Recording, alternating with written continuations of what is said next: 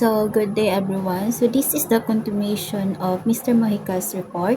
So, let's move on letter C, which is the textile and clothing.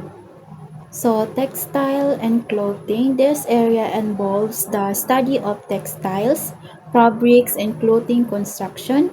It includes learning sewing techniques, garment construction, fabric care, clothing selection, and understanding the role of clothing and personal expression and cultural identity. So, ang textile and clothing is isa siyang pag-aaral sa paggawa ng damit at tela. So, ito rin ay kasama rin dito ang pagtatahi at paggawa ng kasuotan. So, textile can be made from a variety of fibers including, so, meron dalawang uri ng fibers. Una is natural fibers. These come from plants such as cotton, linen, jute, hemp, or animals such as a wool ulcer. So, ang natural fibers, ito siya is gawa siya sa halaman or hayop. So, ito siya ay galing sa kalikasan. So, madalas ito siyang suotin dahil komportable at presko sa katawan. So, ang pangalawa is synthetic fibers. So, synthetic fibers, these are man-made fiber produced through chemical processes. Examples include polyester, nylon, acrylic, and spandex. So, ang synthetic fibers is, ito naman siya yung gawa ng tao gamit ang chemical. So, kadalasan ito ay matibay at hindi agad nagugusot or nababasa. Pero mas mainit itong suotin kumpara sa natural fiber. Kasi ang natural fiber is presko sa katawan at komportable suotin.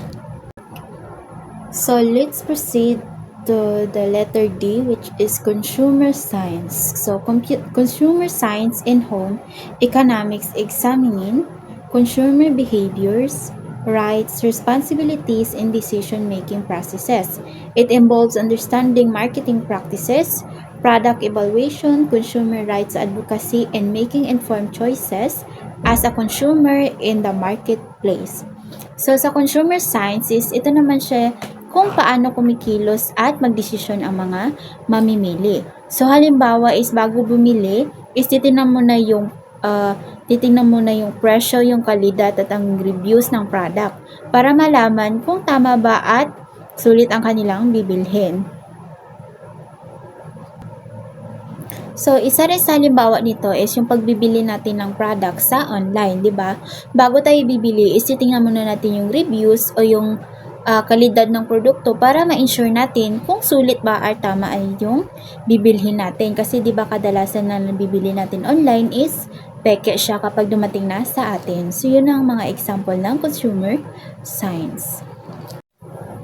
So, next is household management. Household management encompasses the efficient organization and operation of a household. It includes skills such as time management, meal planning, cleaning and organization, home maintenance, and creating a safe and comfortable living environment for family member. So, ang household management is tungkol sa maayos na pamamahala ng tahanan. So, isa sa halimbawa ng household management is ang paggawa ng weekly schedule para sa paglilinis at pagluluto para mapanatili ang kalinisan sa tahanan. So, meron itong key aspect of household management. Una is financial management, planning management, household budget, express, savings, and investment. This includes paying bills, tracking income and expenses, budgeting from necessities and discretionary spending, and managing financial accounts.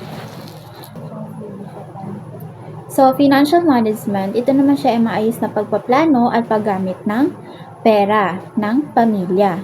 So, halimbawa nito is listing of monthly income at expenses para malaman kung magkano ang ilalaan sa pagkain, kuryente, tubig at iba pa. So, pangalawa is home maintenance. Ensuring the upkeep and maintenance of the physical infrastructure of the home, including repairs, renovation, cleaning, and organizing. This may involve tasks such as cleaning, gardening, landscaping, plumbing, electrical maintenance, and pest control. So, home maintenance, ito naman ay ang pag-aalaga at pagpapanatili ng maayos at malinis sa tahanan. So, halimbawa nito is isa ang regular na paglilinis ng bahay at pag-aayos ng tumutulong gripo para maiwasan ang mas malaking sira. So, yun ang example ng home maintenance. So, kapag may sira is dapat ayusin agad para maiwasan nyo malaking pagkasira. So, number 3 is meal planning.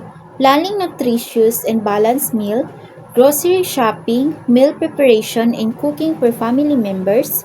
Household manager may develop meal plans, create shopping lists, and prepare meals according to dietary preferences and nutritional needs. So, meal planning is ito yung pagpaplano ng nutritious and balanced meal ng pamilya.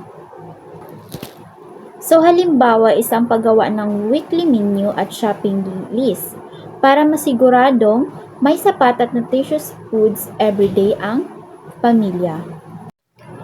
So, number 4 is household supplies and inventory management. Managing household supplies, inventory, and storage. This includes stocking essential items such as groceries, cleaning supplies, toiletries, and household goods, as well as organizing storage spaces such as pantries, closet, and cabinet. So, isa sa halimbawa nito ay isang pag-check sa bahay kung may sapat na bigas pa ba, sabon at tubig bago pumunta sa grocery para hindi maubusan. So, number 5 is time management and scheduling. Organizing and scheduling household tasks, appointment, activities, and responsibilities. They may involve creating daily, weekly, or monthly schedules, coordinating family members' schedules, and prioritizing tasks to optimize productivity and efficiency. So, time management and scheduling is ito naman yung pagpaplano ng oras o araw para sa mga gawain sa bahay. So, isa sa mga halimbawa nito is yung paggawa ng weekly schedule kung kailan magluluto at maglilinis. Kung anong oras at kung kailan ka maglilinis sa inyong bahay. So, yun ay isa sa example ng time management and schedules. So, number 6 is family care and supports. Providing care and assistance to family members, including children, elderly relatives, and pets. This may involve child care, elder care, healthcare management, transportation, emotional supports, and coordination of social activities and services. So, family care and support. So, halimbawa nito ay isang pag-aalaga ng lola o ang pagtulong ng mga pamangkin sa kanilang mga homeworks. So, last but not the least, number 7, the communication and coordination. Facilitating communication among family members, household staff, if applicable, and external service providers. These include conveying information, delegating tasks, resolving complex, and maintaining open lines of communication. So, ang example ng communication is and coordination is ito yung pagpapaalam mo sa family member kung sino ang magluluto o maglilinis sa araw ng Lunes para iwas sa kalituhan. So, last is F, human development. This aspect focuses on understanding human growth and development across the lifespan, including physical, cognitive, emotional, and social development. It covers topics such as child development, parenting techniques, family dynamics, and relationship within the family unit. So, human development is ito siya tungkol sa pag-intindi, sa paglaki at pagbabago ng tao mula sa pagkabata hanggang sa pagtanda. So, example is ang pag-alam kung paano matutulungan ang mga bata na matuto at makisama sa ibang tao through rights, tamang guidance at parenting.